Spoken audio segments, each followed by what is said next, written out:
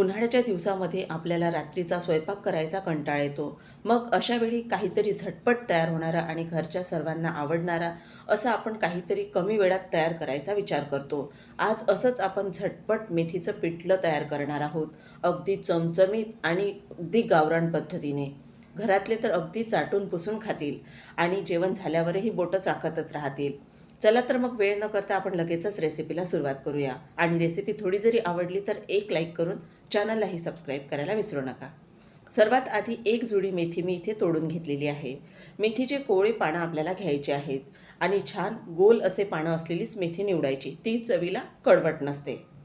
आता आपण जे पिठलं तयार करणार आहोत त्यासाठीचं लागणारं साहित्य म्हणजे एक मध्यम आकाराचा कांदा बारीक चिरून घेतलेला आहे, टोमॅटो एक लहान बारीक चिरून घेतलेला आहे, तसंच 10 ते 12 लसूण पाकळ्या, हिरव्या मिरच्या चवीनुसार आणि आलं घेतलेलं आहे अर्धा इंच. आता आपण जी मेथी घेतलेली आहे तोडून ती स्वच्छ धुवून घेणार आहोत. बऱ्याचदा मेथीला हलकीशी बघा माती असते किंवा हलकंसं काही त्यामध्ये कचरा जर असेल तर तो पूर्ण निघून जातो.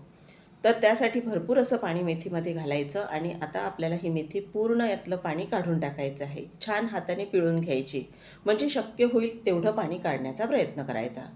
आता पूर्ण मेथीतलं पाणी आपण काढून घेतलेलं आहे. आता आपली जी मेथी आहे ती छान स्वच्छ अशी आपण धुवून घेतलेली आहे.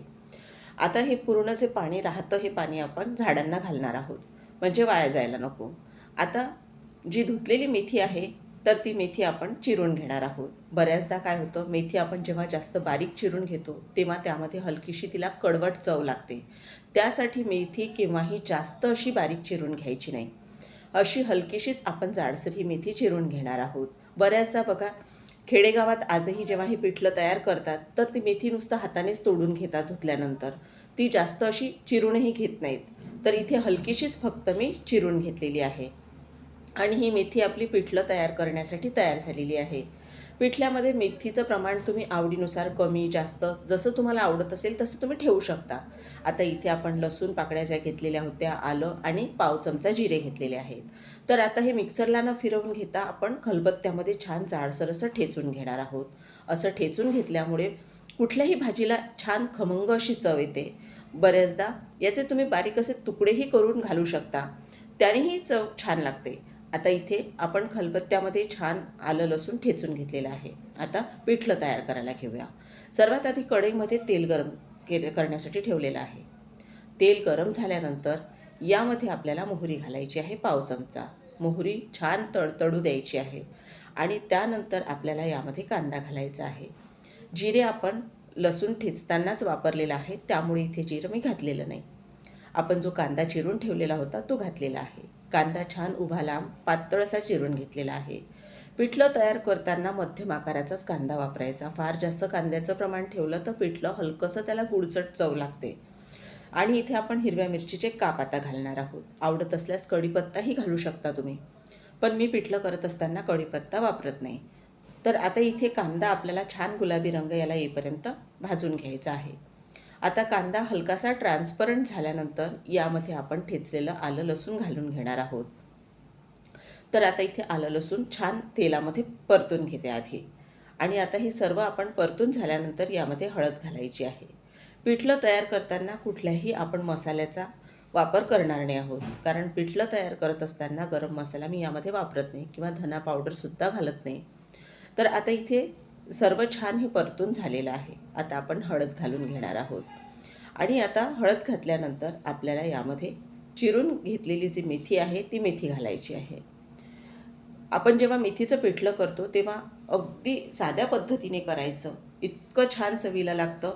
आता यामध्ये जे टोमॅटो आपण चिरून ठेवलेलं होतं ते घातलेलं आहे. आता सध्या कैरीचा सीझन आहे, तुम्ही कैरीही इथे बारीक चिरून यामध्ये घालू शकता, त्यानेही छान टेस्ट लागते. तर आता सर्व परतून झालेलं आहे माझं. मेथी घालून घेणार आहोत.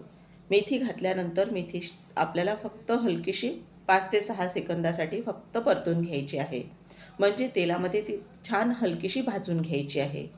त्यामुळे चव तर छान लागतेच पिठल्याला, पण मेथीचा हलकासा कडवटपणाही दूर होतो, म्हणजे त्यातलं पाणी जे असतं ते हलकंसं सुकून जातं.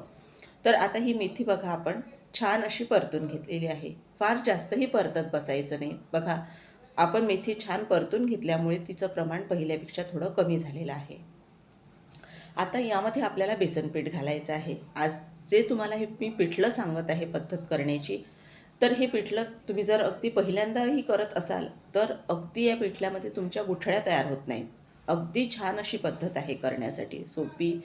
तर आता इथे आपण बेसन पीठ घातल्यानंतर बेसन पीठ आपल्याला फक्त हलकंसं यात एकत्र करायचं आहे. बेसन पीठ अजिबातही भाजण्याची गरज नाही, कारण ते पुढे आपण शिजवणारच आहोत. तर आता हे बेसन पीठ एकत्र केलेलं आहे आपण मेथीमध्ये छान असं, आणि यामध्ये आपण पाणी गरमच वापरणार आहोत. थंड पाणी अजिबातही वापरायचं नाही.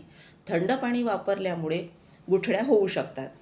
तर इथे मी गरम पाणी आधीच करून घेतलेलं आहे. तर यामध्ये गरजेनुसार आपल्याला गरम पाणी घालायचं. आणि हो, पिठलं तयार करत असताना पाण्याचं प्रमाण तुम्ही तुमच्या आवडीनुसार कमी अधिक ठेवू शकता. पिठलं कसं दाटसर तुम्हाला पातळ हवं आहे त्यानुसार पाणी कमी अधिक करू शकता.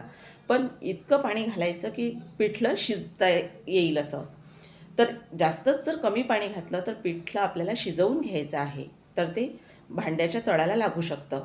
तर इथे मी जवळपास 1 ते सव्वा पेला पाणी गरम होण्यासाठी ठेवलेलं होतं, आणि ते पूर्णच पाणी मी वापरणार आहे. कारण पिठलं कसं बघा, थंड झाल्यानंतर त्याला दाटसरपणा येतो. तर इथे पूर्ण पाणी मी घालून घेतलेलं आहे आणि छान हे एकत्र करून घेतलेलं आहे. बघा, कुठेही एकही गुठळी यामध्ये झालेली नाही, आणि छान गरम पाणी आपण जे वापरतो त्यामुळे पिठलं लगेचच शिजायला सुरुवात होते. आता चवीनुसार यामध्ये मीठ घालणार आहोत आपण. मीठ घातल्यानंतर ते एकत्र करून घ्यायचं व्यवस्थित असं, आणि आता पिठलं हे आपलं एकत्रित छान व्यवस्थित असं चमच्याने करून घ्यायचं, आणि लगेचच यावर झाकण ठेवायचं. छान पिठल्याला दणदणीत अशी वाफ काढून घ्यायची, म्हणजे चव अधिकच छान लागते. आता यावर झाकण ठेवलेलं आहे आणि अगदी 2 ते 3 मिनिटासाठी वाफ काढून घेणार आहोत. गॅसची स्पीड कमी केलेली आहे. आता झाकण उघडून दाखवते तुम्हाला. बघा, पिठल्याचा रंग पहिल्यापेक्षा हलकासा बदललेला आहे. वरून आता बारीक चिरून घेतलेली कोथिंबीर आपण घालून घेणार आहोत आणि परत छान हे एकत्र करून घेणार आहोत. असं मस्त छान चमचमीत झणझणीत जर पिठलं अगदी समोर जरी बघितलं तरी तोंडाला पाणी सुटतं, आणि अगदी हे पिठलं तुम्ही दुसऱ्या दिवशी जरी खाल्लंत तरीही बघा इतकं छान लागतं हे पिठलं. याला हलकासा घट्टसरपणा येतो आणि मग अधिकच चवदार लागते पिठलं.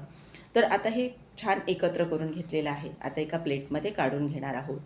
तुमची गरमागरम भाकरी असू द्यात किंवा शिळी भाकरी दुसऱ्या दिवसची जरी असली तरीही पिठलं एकच नंबर लागणार आहे. तुम्ही चपातीबरोबर किंवा भाताबरोबर कशाबरोबरही खाऊ शकता. तर मंडळी, तुम्हीसुद्धा नक्की करून बघा, आणि रेसिपी आवडल्यास एक लाईक करून चॅनललाही सबस्क्राईब करायला विसरू नका. पुन्हा लवकर भेटूया. तोपर्यंत धन्यवाद.